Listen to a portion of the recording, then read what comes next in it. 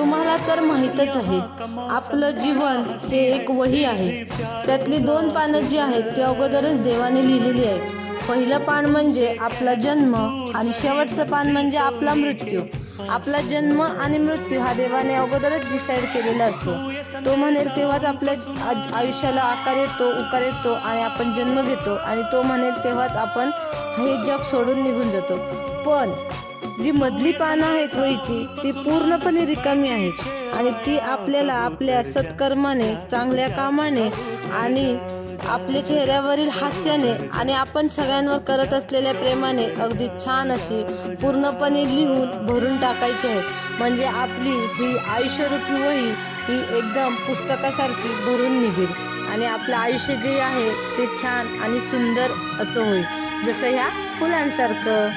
धन्यवाद.